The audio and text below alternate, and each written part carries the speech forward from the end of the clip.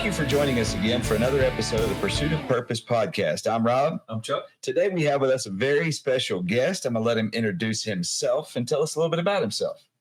Mark Stiles.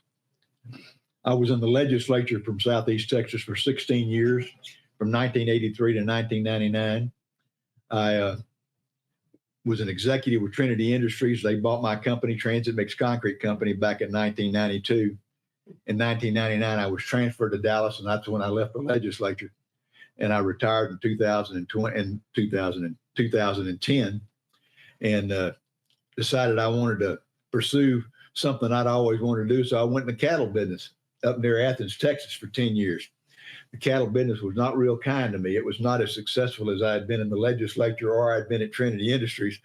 It didn't hurt me too bad, but it just wasn't a way to make a living. My kids enjoyed it because we had 3,500 acres that they hunted and fished on. Oh, yeah. And so while they were growing up, it was a good place. And in 2019, we moved back to Beaumont. 2020, I had a bad hunting accident over in Louisiana. Was in the hospital 101 days. Had to learn how to walk again. Good night. At the time, I didn't think it was much fun, but I lost 80 pounds, and so it's made me a healthier person now. I still have some aches and pains from it, but it's an experience that the good Lord just put me through, and I'm stronger because of it. Wow. That's amazing. So you are not only a man of personal reinvention, but a man of recovery, Right. Physical recovery. It takes a lot of gumption, a lot of grit. Well, I had to sit down, and there was my wife and I worked on a bucket list for me when I was in the hospital. Oh, wow. And one of the things that I always bothered me and that I always concerned me was the fact that I never finished college. I started at Lamar back in the 60s and then attended Sam Houston for a while and was not too successful in my studies. I was paying more attention to business than I should have been. And so in 2022, I decided I was going back to Texas A&M to get my degree. And so for the last 2 years, from 2022 to 2024 in December, we drove back and forth to Bryan College Station every week after church on Sunday and came back on Thursdays. And I graduated from Texas A&M December the 20th of 2024. That is amazing. Yes, congratulations. We talk on our show a lot about personal reinvention and the pursuit of one's purpose and all of these things. And so many people are fearful of doing something that they left undone in their youth and or pursuing what they think would be a great business venture or whatever it might be. Yeah. And I personally have had an aversion to going to school, to going to college. And I have to tell you that inspires me to want to go and finish schooling. Well, it was something to walk around that campus. I mean, everybody was there young enough to be my kids or grandkids. I mean, so many times I'd get on an elevator going to a class and somebody'd say, "Professor, how are you today?" and I'd say, "Well, look, I'm just a senior or I'm just a junior. I'm going to class like you are." And they go, "Really? Well, let me help you out of out of the elevator or something." And I was fine, but it was an interesting experiences. I met some very nice professors, met a lot of nice students from different places of Texas. And very, very interesting classes. I have to tell you that it was some of the hardest stuff I ever did, to go back and set your brain back to where you study. And I mean, I would study 8-10 hours every couple of days. And wow, it was a trying experience, but I was glad to get it done. Well, I'm sure everybody in the audience is wondering this question, or maybe I'm just the only one. Did you pledge any fraternities? No, I did that when I was at Sam Houston at ATO, and it didn't work out too good for me. Did you go to Yale practice? I did go to Yale practice. I went to midnight Yale and went to a lot of football games. Not a lot, but enough to where it helped that I was in the legislature with John Sharp, who's the chancellor of A&M, and he and I are close friends. And so whenever I did go to the football games, I got to sit in his suite.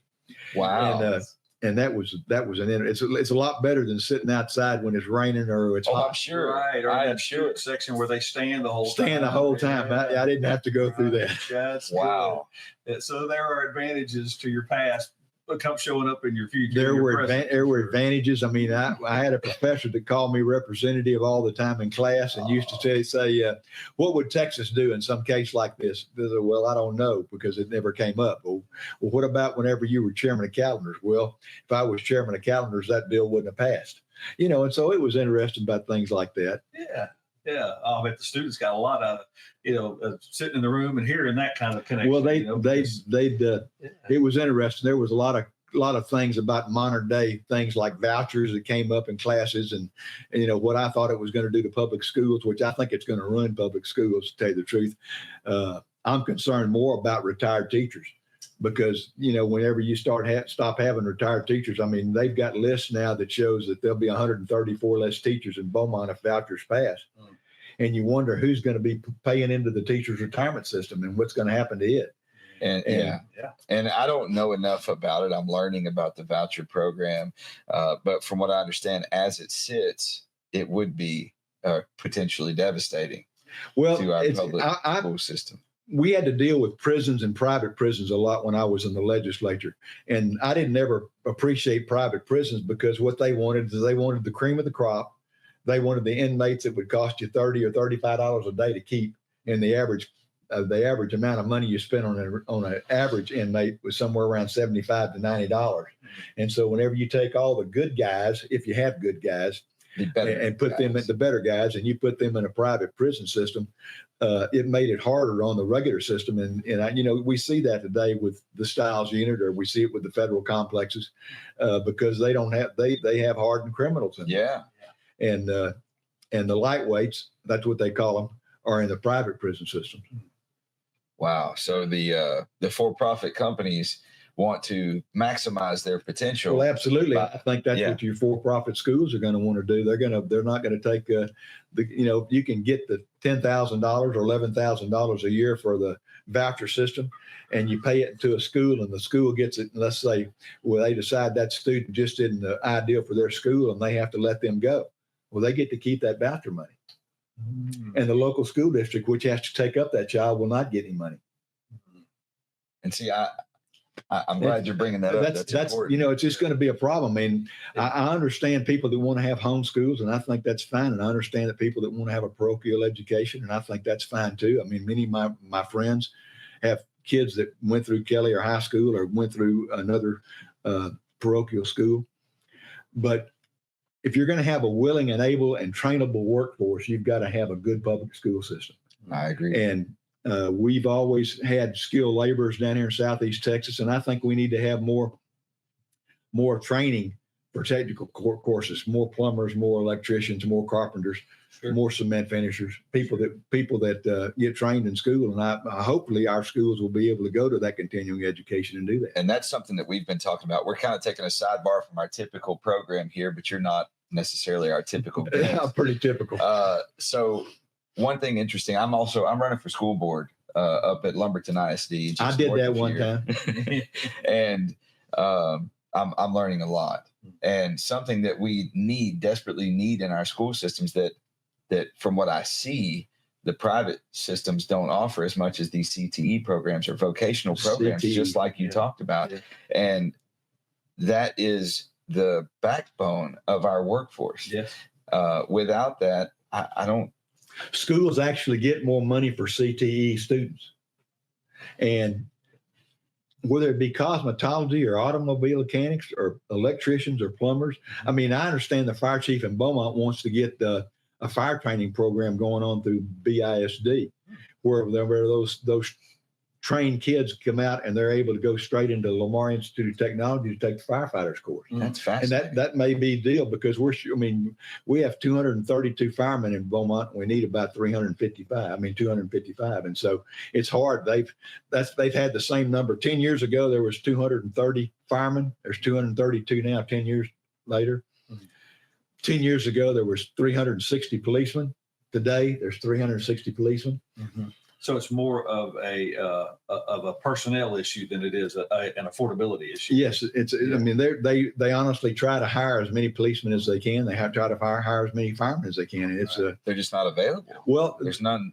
there's cities that pay a lot more money. That's right. And that's what you have to look at. I mean, I had someone tell me their son had just graduated from the Lamar Institute of Technology's firefighter school, and there was 5 towns, 5 cities from Beaumont, not from Beaumont, but from Texas, that were looking to hire the top 5 firemen.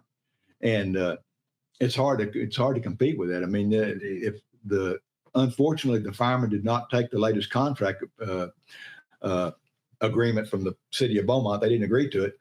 But first responders budgets in Texas in 2022, the average amount of money that was spent in a city's budget, the average was 51%. If that fireman's raise had passed, the first responders budget would have been 64.5% in Beaumont. Somebody's going to have to start figuring out where this money's coming from. Right. I mean, Sure. the governor's got a proposal for the legislature that any kind of a tax increase that the city or municipality or a school district or county has to have 2/3 vote pass. If you're on the Lumberton School Board and you need to build some schools and you need to have a tax increase, it's going to be awful hard to get 2/3 vote. And the other part of that is, like, for instance, in Lumberton, and it's this way most all over Texas, but right now in Lumberton, our school teachers, our educators and paraprofessionals have not had a raise in 5 years. The highest trained, least compensated professional group in the state of Texas. Yes. And that is the number one biggest hurdle facing our education system right now, is being able to fairly compensate high quality educators. Mm-hmm. Because we've got the high quality, heart devoted educators, but we don't have the means to compensate them fairly for the love and dedication that they give to educating our children. So many times you have teacher families where the teacher is teaching for the benefits. Mm. That's all they get. The benefits and for the health insurance, which is very high, and for the teachers' retirement system, which worries me because of the voucher problem. I'm not sure what's going to happen to teachers' retirement system, because it's going to take a big hit. It's going to take a big hit, and it's underfunded now. Well, I can definitely appreciate your position and your knowledge and wisdom about all this stuff. And we could talk for hours, I'm sure, because you are a wealth of knowledge in this area. You're kind. But I'd like to know a little more about you. Yeah. So where were you born? I was born in Houston at the Wright Clinic on the North Main Street in November the 3rd, 1948. You've got a heck of a memory. He remembers exactly where he was born. Well, my mother and my grandmother tell me all the time. I don't remember the occasion at the time, but I was there, as I've been assured. We had another guest on here a few interviews back, and he gave a line that was one of the funniest that we've heard. You know, I was born at an early age. And I've repeated it since then, but it was just hilarious. It was a good one. Yeah. So you were born in Houston. Where did you go to school? I went to school at the Spring Branch Junior High. I went to Benwood Elementary School, Spring Branch Junior High, and Memorial High School. Played baseball at Memorial High School. I always thought I was going to be a great baseball star, and I hurt my knee, and that was the end of that. I'm still an avid Astros fan. I think they're a great baseball team. I concern myself about what's going to happen to them this year after trading Bregman and after trading Tucker, but somehow they've always pulled it out. And I moved to Beaumont in 1969 and went to work for General Tire and Rubber Company at Calder at 3rd. General Tire and Rubber Company. What'd you do for them? I was a tire salesman. No kidding. Yeah. How about that? I became a commercial tire salesman. One of my biggest accounts was Transmix Concrete Company. Okay. And one day, the guy that owned it called me in and said, "There's a Goodyear, a Goodrich, a Firestone, a Uniroyal, and a I forget what other kind of plant they were. And they all make rubber. And I'm buying my tires from General Tire Company. You better come to work for me, or you're going to put me out of business." That's how I got in the concrete business. Okay. And it was very interesting. It was a hard working business. I made a lot of friends in Beaumont, met a lot of people over the years, was active in the Home Builders Association and in the Apartment Association. But I worked my way up from being a field salesman to a plant manager to general manager or sales manager, then general manager. And then I ended up owning part of the company. in 1990. And then we sold out to Trinity Industries in 1992. And they bought the Bethlehem Steel Yard and put a barge plant here and a rail car plant here. Yeah. And we operated our headquarters for Transit Mix there. And Transit Mix, whenever they bought it, we had 50 trucks and 6 concrete plants. Wow. By 1999, we had 178 concrete plants, 1,500 trucks, 1,800 employees, and we're all over the state of Texas. We were in the sand and gravel and the quarry business plus the concrete business. That is some growth. Wow. Yes. And they had put me in charge of that. And one day I called Mr. Wallace and I said, there's a place over in Sour Lake that I can buy. He said, well, buy it. And I said, well, and there's a place over in Eagle Lake. They want to have a sand and gravel facility and they want to sell it. We'll buy it too. I said, well, Mr. Wallace, how many places do you want me to buy? He said, son, do you think I bought that place to keep it the same size? Right. And so he took me under his wing. He was one of the mentors like I had Pat Wheat and Warren Geringer and Danny Wheat at Transit Mix. And Ray Wallace was one of my mentors. He was the chairman of the board of Trinity Industries. And in 1999, they moved me to Dallas, made me the group president of all construction products. And then I ended up being the senior vice president for the whole corporation. Wow. Yes. What a journey. Yeah. It was interesting. I'll tell you what, it was faster than you can eat. I was eating it faster than I could swallow. Yeah. And it was an interesting experience. They were a world-class company, still are. They since he passed away and they redirected the company, they're made a rail car products company and a leasing company. You'll see their cars if you're sitting at a train stop where the cars are going by. If you see a TILX car, that's a Trinity Industries leasing company. Okay. And they lease a lot of rail cars. They're for the industry, and they have a lot of rail car components. That is fascinating. That is. You know, a lot of people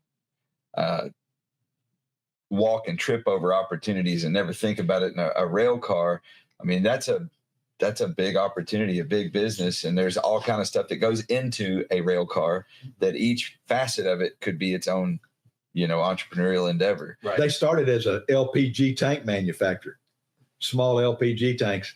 And so he wanted to build bigger tanks. And so he started building rail car tanks. Mm-hmm. And when he built rail car tanks, the guy that was buying them said that he wasn't going to buy from Trinity anymore they were too high. And so Mr. Wallace decided he was going to make the rail car himself. So he started built the whole car. Built the whole car. Out of that became because of those tanks and because you roll that steel, we became the largest wind tower manufacturer in the United States. I started that business, and we had $1 billion contracts from GE building their towers all over the country. And so there's 5 tower plants now that is part of another company called Arcosa that was a spinoff of Trinity. And we build barges, rail car barges. We built them here at Bethlehem Steel for a number of years. Built tank barges, which go up and down the intercoastal hauling petroleum products. Built axles for rail cars. Built fittings and flanges for the pipeline business. That had most of the guardrail that you see in the United States was built by Trinity Industries, and the end treatments. That was very interesting because the end treatments, which you would hit if you hit a guardrail, were developed by Texas A&M, Texas Transportation Association, Texas Transportation Research, and we had the contract to build all the guardrails, and for most of the state and most of the country. Low bidder, if we were the low bidder, we got those projects. Right. But when we built those end treatments, and we bought end treatments company, and it was just expanded. It was several $1 billion worth of revenue every year. That is fascinating. That is. All the different facets of from business. From selling those $99 tires or General Tire to selling $180,000 wind tower. That's amazing. It is. What a journey. Yeah. So I want to ask you, going back to your childhood a little bit, we'll bounce around a little bit here, back and forth. What was your childhood home like? What was discipline like in your childhood home? Well, my grandmother and my grandfather raised me. Okay. And she had, I don't know if y'all remember those little paddles that had the rubber, had the elastic and had a rubber ball at the end of it. Oh, yeah. Back and forth. Yeah, it was one of my favorite things. Yeah, well, that was a paddle. And my grandmother had that paddle. She didn't have the rubber ball and the elastic on it, but she had that paddle. And I got that paddle every once in a while when I was small. Yes. But it made me, I've said yes, ma'am, and no, ma'am, yes, sir, and no, sir. Yeah. And right. went to Sunday school and Please and thank you. please and thank you Yeah. and open the door and get out of the way. And little children should be seen and not heard. And all kinds of things. I wondered why you were so quiet when you walked in. I mean, now it explains it. That all training explains just it. stayed Well, with it. I've learned a long time ago that I need to be a good listener. You know, you can open your mouth and prove yourself to be a fool pretty easily. And I'd That rather is a be fact. I'd rather be a good listener and listen to people and see what they had to say. And then that's what I've been doing with this Ward 1 council race. I've been having listening sessions where I go into people's homes and they're nice enough to have me, and I just let them ask me questions about the budget or about the convention center downtown or about infrastructure in Beaumont or about youth crime, which is terrible right now, and the criminal justice altogether, what's going on with the police department and the fire department. And it's an interesting journey. Yes. Absolutely. Yes, it is. Absolutely. Well, since you brought it up, let's touch on that. So you've had this amazing business journey, selling tires to being a partial owner of a $1 billion company, right? Right. Is billion a fair way to describe that? That's exactly. So now here we are. You've just graduated college, and you've thrown your hat in the ring for and you've also served 15 years as a representative. And 2 terms on the school board, once in Italy, Texas, and once in Crossroads, Texas. Okay. So you've had this enormous journey and accomplishments in your career of public service, private sector success. And now you're throwing your hat in the ring for another public service venture. And this one is much like school board, if I'm not mistaken. It's all volunteer. Yeah, it's not much. It's kind of like that $600 a month I got when I was in the legislature, whether I needed it or not. Right. So what would motivate you to do something like that? Well, I've always had a servant's heart, and I like being able to help people with problems, and I like making decisions. And I think that this is a pivotal time in Beaumont's history, and that there's a lot of decisions that have to be made. And so many times you have people. I'll give you a story from the legislature that I can tie this in. So many times you hear people just say no, and I think when you say no, you need to have an alternative plan. Then what's your plan? Tell me, because I don't understand. Tell me, if you're no on this, what do you want to do to solve the problem? Whether it be on infrastructure, whether it be, for 40 years, they've been trying to build a downtown hotel and convention center. I mean, if you have one in Mount Bellevue, Texas, you ought to be able to have one here. Now, a lot of the things that have to do with Main Street in Beaumont and the Visitors and Convention Center and the Chamber of Commerce, we finally have a grant coordinator or a person that's in charge of economic development in Beaumont. Her name's Christina Loki, and she's very good. She talks about this hotel if you build it. 2 years ago in Beaumont, there was 254 homes built. Last year was 117. 10 years ago, we had 10,000 more water hookups. I mean, our town is not growing. And when she explained this hotel, she said, for every hotel you room, it's like adding a $235,000 house. So if there's 250 to 300 hotel rooms, think of the growth that brings into the city of Beaumont, not only from property taxes, but from sales taxes, from convention center money. And I just think that there needs to be a focus on economic development. There's nothing wrong with us getting on a plane and going to Goodyear's headquarters and say, thanks for having a plant in Beaumont. What can we do for you? Or ExxonMobil. We go to them instead of them coming to us. Let's go to those people and say, what can we do to make life better for you? What can we do to make you expand? What can we do to help your employees? And I think those things are, you got to ask. I thought about when I was in the hospital after that big wreck and that big accident, I had a bucket list, and that's one of those things was to go to A&M. But the other thing was to have a useful portion of my life, even though I was retired. And I've just got time. I still have a mind. I can still make hard decisions. I like to bring people together, get them in a room and make a decision and move forward. And I just felt like it was a good time to be able to be involved in the city of Beaumont. Well, that's fair enough. That's my goodness. Yeah. So I'm impressed. I like your story. I like your attitude. I like your outlook, your vision. And I love the concept that you're not done. No, I'm not done. That, you keep using this word, and around here we consider it a bit profane. You keep using this word retirement, but the truth is you ain't ever going to retire. You're just going to keep reinventing yourself. I think if somebody took away your legs and took away your arms and hands, you'd figure out a way to take your mind and keep going. Well, I appreciate that. I hope that doesn't happen. No, I do too. But I just think that you're that committed. Your wife might call it stubborn, but that you're that. She's called that stubborn and many other things. Yeah, well, sure. But that's a very positive attribute, and I admire your commitment to reinvention, your commitment to personal growth and reinvention. That's impressive. Indeed. Yeah. One of our, as counselor coaches, which is we do a lot of that, it's about personal growth and being curious. What's the next thing I can do? And it doesn't have to be a dramatic change. It could be just the next incarnation of what I've done, which is what you've done in business and then serving at different levels all throughout your career. And so it only makes sense that would still be an interest, either for yourself or to support somebody else. But in this case, you feel like you still have the energy to do it. That's what I perceive. Well, I've got 7 children, 11 grandchildren, and 1 great-granddaughter. And I'd like to know if they said that you left this place better than what you found it, then I would be happy. There's an old Greek saying that a man that plants a seed for a tree that he never will enjoy the shade of is forward looking.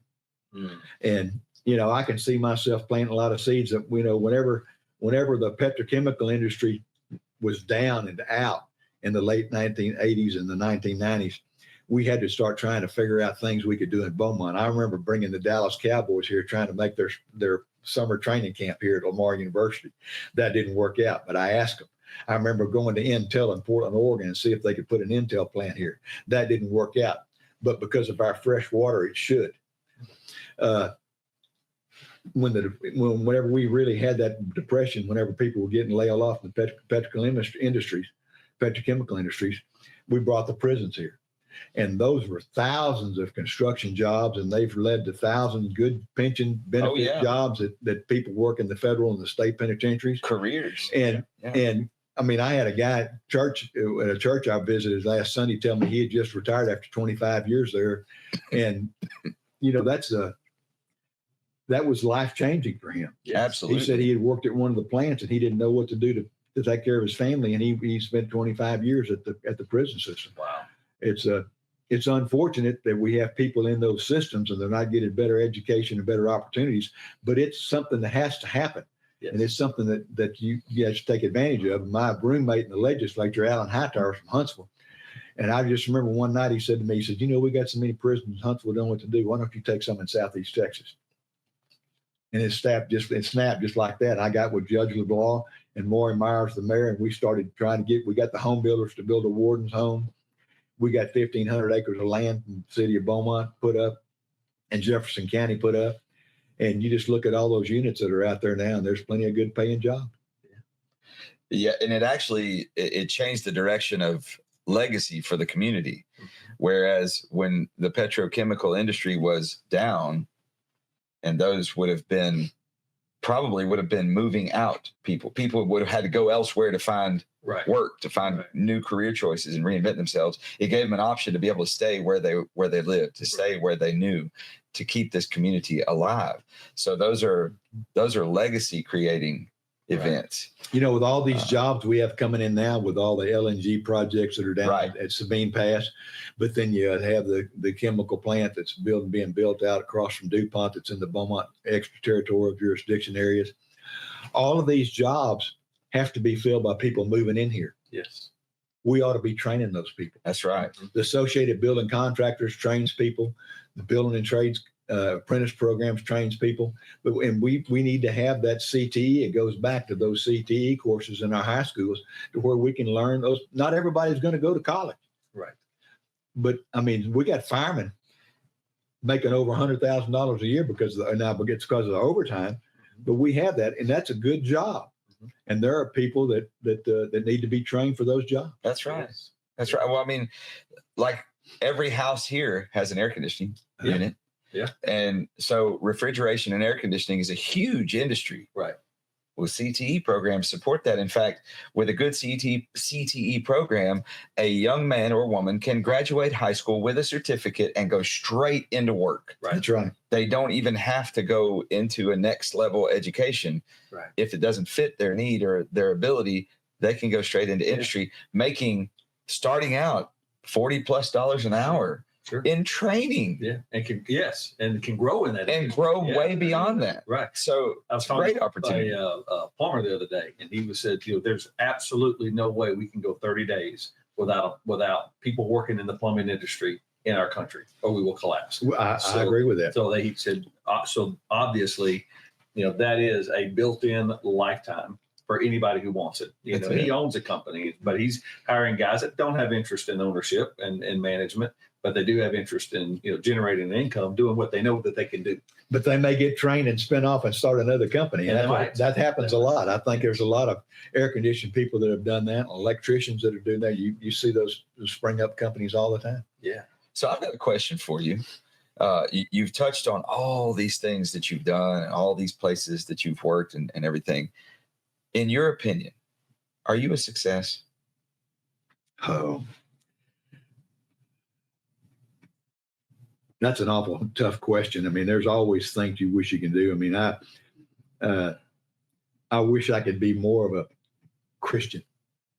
And I think about that, and you always wonder if you failed in those eyes. And that's always going to be a big question to everybody. I'm sure that I'm going to heaven. And the fact is that the Lord saved me. But the fact is, am I living up to his expectations? And the same thing is, do I disappoint my family? Do I disappoint my children? Have I disappointed people? I failed. There's no doubt everybody fails, but you got to be able to pick yourself up and go that. And so pick yourself up and go and move forward and shake those things off. And because of my business career and because of the injuries and the accidents that I've had, the trials and the tribulations, I think I'm on the plus side. Okay. But I don't know if I would call myself a success. Okay. Would you say that you are successful? That's a little different. In some things, yes, I've been very successful. I like that. And I've been blessed. And you mentioned failure. So, and we've all had it, and I think it's part of our maturity to embrace it. So what has been your best assets to come out of what you would consider your failures in life? Being able to make hard decisions and sticking to them. I mean, you got to be able, if somebody asks you your opinion, you've got an opinion. You just have to have the intestinal fortitude where you'll say what that opinion is and live with it. Yeah. And you have to have backup. It's just like I was going to say a while ago when people say no. When I went in the legislature, I used to read the House Journal when I didn't have anything else to do before I was elected because I wanted to know about the process. And there was a lot of bills that passed 148-1 because the speaker wouldn't vote, so the other 149 members would, but a lot of 148-1. And I just noticed there was a guy, I said, who's voting no? And a guy named Tom Uher from Bay City, Texas, would vote no. Well, I got in the legislature and I was on appropriations, and Tom was on appropriations with me and sat next to me. And I said, Tom, used to read the House Journal, and I'd see that you'd vote no a lot. It'd be 148-1. What are you voting no for? He said, he put his arm around me. He said, son, you never have to explain a no vote. And that stuck with me forever because I thought if I ever tell somebody no, then I need to have what my reasoning is and what my plan is to be able to be successful. Because if everybody said no, we wouldn't get anywhere in this world. That's right. And I appreciated Tom, and he was in the legislature for 40 or 50 years. I mean, and it worked for him in his elections. And he said he never had to explain a no vote. He could just say he was against something. But that's what I call political reality today, because a lot of people will say no to things rather than having an explanation about, well, if you don't want to build a hotel and convention center downtown, how are you going to increase foot traffic in downtown? What are you going to do? We're just going to let downtown die? Because there's just so many stores that can be built out there on Dallin Road. Yes. There's so many new houses to be built in Lumberton. But the Lumberton School District, the Hart Jefferson School District, the Hampshire Finette School District, those school districts are all doing well. Beaumont Independent School District is not doing too well. No, that's right. And we continue to say no. Well, we have to go in and we have to try to work with those people like Joe Evans and see what you can do to try to build the system up. they're paying, I've heard offers from Beaumont for doctors to come here. I got a daughter that's in medical school right now. And I always kid her about coming to Beaumont and living next door to us so she can take care of me when I'm getting old. They're offering doctors $200,000 to $250,000 a year more to come here than they're offering to go to Houston. And they're still having a hard time getting them. Wow. Explain that. The doctors say okay, and their wives say, I don't want my kids to go to Beaumont Independent School District. Oh. And the private schools are so loaded. Private schools are so loaded, there's not another place to go. And even with this voucher system, they're going to be more loaded. You're going to see, just like the Legacy, the private school here out there on 105, they just added another building. And Harmony is full. I mean, when you go down Calder and you see Harmony, I mean, that in the daytime, the traffic's backed up for a mile. Can't even get down for Calder. Kids trying to get down, right. get in Calder, get into the school. And so we've got to improve. We can't just say Beaumont's a good place to live and we got all the fresh water in the world and we don't want to lose it to West Texas. And we've got a willing and able, trainable workforce. We've got to have a good public education system. That's the backbone to bring people in. But those statistics speak, even with that amount of money that you can throw, which is always a pretty good incentive, even that's not enough for some folks. So it does speak to their want, which I guess is the reason that we have councils that men like you are willing to serve on to say, okay, well, let's supply the want. Yeah, let's fix the want. Like the downtown interest you were mentioning. Okay, well, if that's not a plan that works for you, what is a plan? What is a plan? How are we going to solve? How are we going to increase our population? How are we going to keep from losing water taps? And how are we going to keep from losing population? I mean, we're down population 4,000 to 6,000 people from 10 years ago. Well, they've not left the area. They're still in the SMSA area. They just don't live in Beaumont. Yeah, now they're out in the suburbs, communities. Yes. And because of that, you're seeing more highways having to get built. Yeah. You see traffic congestion. You see retail. You still have the county governments in Beaumont. You still have the major shopping areas in Beaumont, but you see these traffic of people living outside. 70% of our firemen don't live in Beaumont. And so somebody said, well, should we lower property taxes to help them? No, we need to figure out an incentive to how we can train them and keep them here. It's just like our policemen, 65% of them don't live here. Right. Well, we need those people to help pay property taxes too. Or sales taxes, they may shop here. Right. And that'd be okay. But we need to figure out some way to keep those people in town and live here. That's right. I remember after, we don't have to veer off too much into the subject, but after 9/11, there was a lot of support for the firefighters in NYPD. Oh, yeah. And I did not realize how many of those did not live in the city of New York. They transported in New Jersey and Connecticut and all these other places, and they would transport in. It seems like maybe, is that a common thing among metropolitan areas? Or? Not always, especially in a place like New York. They can't afford to live there. New York's one of the highest cost places to live. Beaumont doesn't fit in that. Right. It's more along the lines of their families want to be outside. Okay. But, here's the thing. We need them. I mean, I personally had to use EMSs and the fire departments have to come to my house whenever I fell after my accident, cracked my head, end up getting a concussion, end up getting transferred to Houston Hospital after I'd been in the hospital for so many days. And those firemen, you couldn't thank any more people, any better than that. Right. I've had policemen had to do wellness checks because of at the house whenever different things were going on. And I support them. I think they're wonderful people and we need first responders. But if we're going to pay them, we got to figure out how to increase our revenue without raising taxes.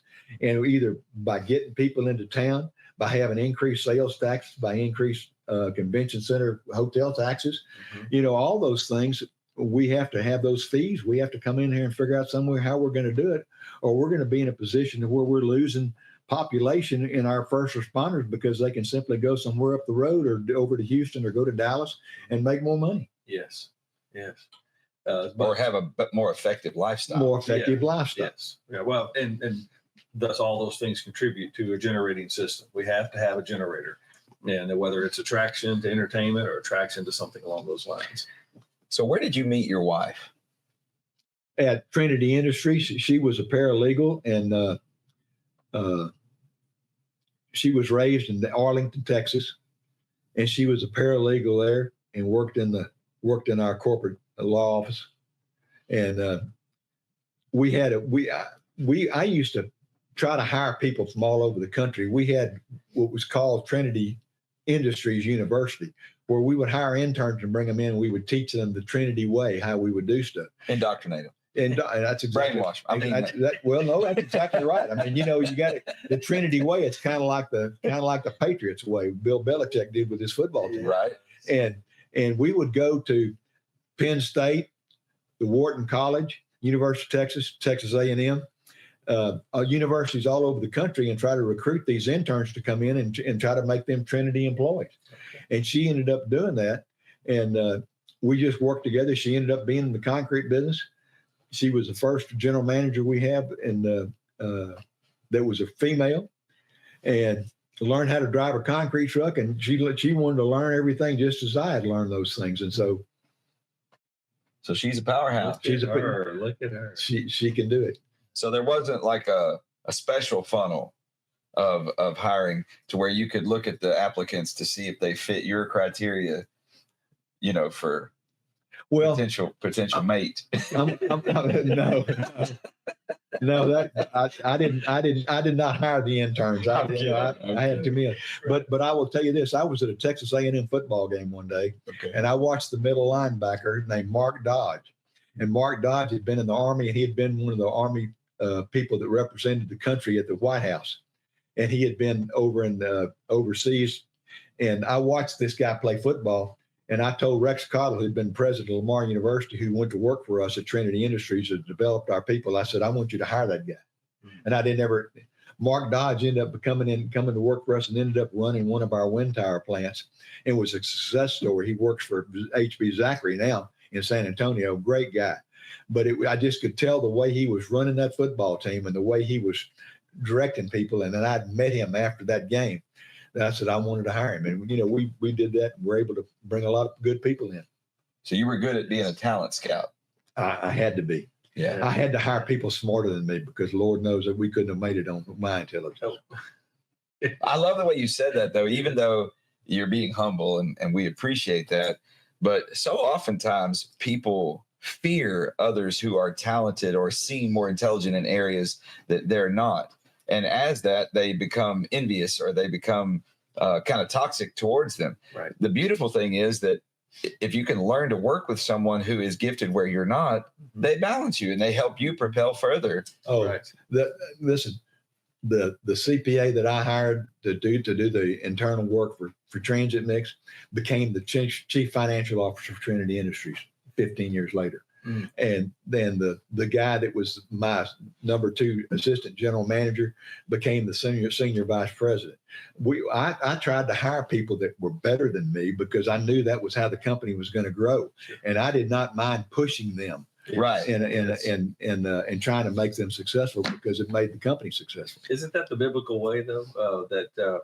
That's all the parts. We hear read the passages about, there's all these different parts make the whole. Well, I don't have to be an expert in what they do. I can generally understand it. Right. But then I can also promote them to go and to do it. And of course, there's classic stories like Henry Ford. He said, I had a desk full of electric buttons. I could push it and that guy could come in and give me the answer. I don't have to go get it. That's why I hired him to be an expert at. And other things like that. I've watched some of the History Channel about some of these industries that grew, whether it was the food industry or what have you. And you have one guy at the top that was kind of the visionary. And he'd go hire a bunch of lab scientists, cooks, if you will. Okay, now make it happen. Yeah, that's exactly. I'll see you in a few months. That's exactly right. And you have to have people like that if you're going to be successful. If you want to have somebody at the top that thinks he knows everything, somebody's going to trip him up. Unfortunately, that's what's going to happen. You got to have good people around you, and you got to let them do their job. You can't micromanage them. Good advice. Hire them for what they're able to do, and then get out of their way and let them do it. Get out of their way and let them do it, and bring them in. And if you've got an opinion, ask them their opinion. If theirs is better, don't be afraid to let them do it. That's good stuff. That is good. So I've got a couple of questions for you. What separates a successful person from a failing person? Well, I would say you got to be. It goes back to what we were talking about a while ago. You got to be a good listener. You can't know everything, if you think you're the smartest person in the room, you're just setting yourself for somebody else to come in the door that's smarter, Or you're in the wrong room. or you're in the wrong room. Yes. So, other than what you've already mentioned, the ward race that you're running in right now, what's next for you? I mean, you just graduated college after this amazing journey and career and life, and now you're in this political race. What's next? I'm not going to get a master's or a PhD. I'll assure you that. Okay. Because that school. You don't like the ring of Dr. Stiles? The school is no, but I got one that's coming along that'll be okay. It'll be a Dr. Stiles. That's okay. Yeah. And I already have an attorney, and I got a national sales manager for Wrangler, and my kids are all doing well. Good. I got a guy that can travel all over the United States. He's in great demand as a welder, and he goes up to North Dakota, and he goes up to Idaho, and he goes up to Montana, and he runs these businesses, these jobs for these people. And so being able to see my children succeed is something that's been very helpful, very, very nice to me. And as far as other things that I have, I'm just going to wait and see what the good Lord puts in front of me, and I'll try to do it. I mean, hopefully I won't run out of gas. That's amazing. And it flows right into my next one. If you had to summarize what you want your legacy to be, what would you describe it as? He tried hard. He tried hard. That's nothing wrong with that. That's good. He laid it all out there, left it on the field. Left it all on the field. I like that. Well, so if you had, I mean, there's a lot of people going to listen to this and watch this interview of all different age brackets. I mean, just who knows who all. But if you wanted to give advice to a younger person that admires you and your journey, would there be any advice that you'd give them? Kids today are very anxious. I'm going to tell you about my son that works for Wrangler. When he got out of A&M, he went to work for Wrangler, and the first thing they did is they put him in Phoenix, Arizona, away from Texas. He was miserable. He said, "Dad, it's 110 outside in the shade." He said, "These people are homeless people in the streets." He said, on Sunday afternoons, I go out and give them water. He said, "I just hate this place. I just don't see what I'm going to be. This doesn't look like it's much fun." I said, "Well, do you like going into the stores? Do you like seeing the people that you're dealing with?" "Yes." I said, "Well, son, you've got to stick to something in your life and stick through it. There's going to be hard times and bad times. And so since then, he's been promoted, and he starts having people shooting at him. Not literally shooting at him. Yeah. People trying to, nitpicking about things that he's doing this because they want his position. Mm-hmm. And he says, "What do? You just keep doing your job. You don't pay attention to those people, and you make the decisions that you have to do, and you live with them. Mm-hmm. When you make those decisions, make those hard decisions, and you live with them, and you do what you want to do." Well, now he's on the verge of getting the biggest territory that Wrangler has by being the Houston guy. And he's going to have Houston and Jefferson County and Orange County. And that's one of the biggest places that Wrangler has. And I expect him eventually end up going to North Carolina to their headquarters and doing something in their corporate world. But if he had stopped whenever he was at Phoenix, Arizona at 110 degrees, giving water to homeless people on Sunday afternoons, he wouldn't get very far. Right. And so I would say to the people, when you start something, finish it. Don't always look at the other side about grass is greener on the other side of the road, because there's ways that you're going to make the grass green on where you are, but you have to put the work into that. And if you don't put the work into it, then you're always skipping around, you're always looking for something else to do, then you're going to be unhappy. So follow through. Follow through. Yeah. Own your decisions and follow through. That's good advice. It is very much. Very good advice. Well, I want to commend you on something. You made mention you have 7 kids. 7 kids. You're the first guest, I think, the first guest that matches me in number of kids. Well, that's wonderful. So we have that in common. We actually, we would have beat you, but one of ours decided to go be an angel early. Well, that's so we were ahead of you for a while, but she evened the score. So there we are. There we are. So I congratulate you on that, because as the Bible says, you have many arrows in your quiver. That's right. That's good. So we're drawn to an end on our interview, and you've been an amazing guest. You've had a lot of amazing accomplishments and experiences that you've shared with the audience. I'm inspired, and I believe they will be too. Is there anything that you'd like to say that we haven't asked you that would just be something from inside of you? I mean, you have so much experience and wisdom to offer, and things that you've seen and done that the rest of us only dream about. Well, not all my kids are Aggies. I got some that went to Lamar and that are happy with that. And I think they always used to dodge me around this about whether they were going to go to A&M or not. And Lamar fit them, and they went in and they started at school and they finished. And I think that everybody needs to avail themselves of the opportunities that are presented. And I think that if you take advantage of those opportunities, which I've done all my life, opportunities have been presented to me and I was able to take advantage of those opportunities. And I think that people need to be able to understand that you're not going to get anywhere without hard work. Or trials. That's good. Or trials. You're gonna trip and you're gonna fall and you're gonna fail, and you need to get up and dust yourself off and just forge ahead. Well, we missed something, and you just reminded me of it. So you mentioned you spent 101 days in recovery in the hospital, and we didn't ask what happened. No. Shame on us. Yes. So can you tell us that story? What happened?